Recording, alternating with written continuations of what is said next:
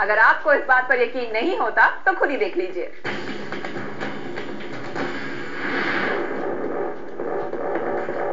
अमृता राव को आया गुस्सा।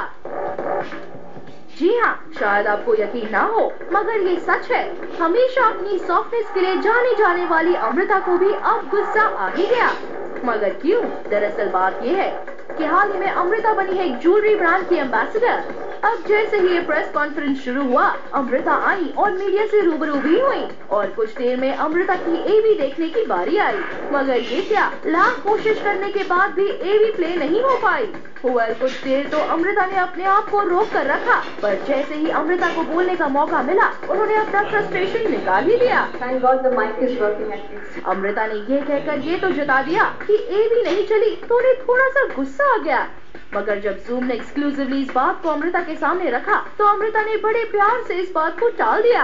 आज मुझे गुस्सा नहीं आया। I was just very happy to be here and एवी नहीं चला तो क्या हुआ, because ऐसी छोटी छोटी गलतियां हो जाती है। We are human after all. It's not necessary that every media event has to be perfect. well, अब इतनी समझदारी तो है अमृता में। अरे भाई, अभी अभी तो अमृता को ये ब्रांड मिला है और बगल में ही ब्रांड के लोग भी खड़े हैं, तो भला इतना खुलकर कैसे बोल सकती है Amrita?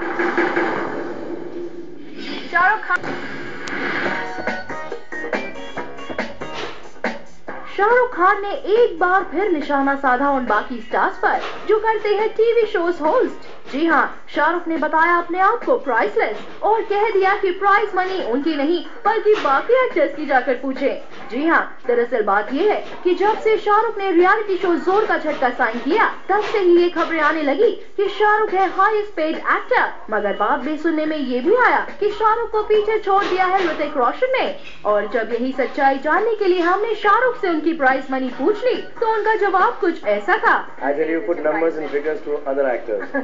This one, you can't touch this. I'm priceless. well, Shahrukh का ये शो TRP वाइज कुछ खास कमाल नहीं दिखा पाया। तो ऐसा क्या हुआ जो शाहरुख अपने इस परफॉर्मेंस से इतने खुश हैं? I'm happy having done this. I'm happy these guys are so wonderful. I think they've done a great job.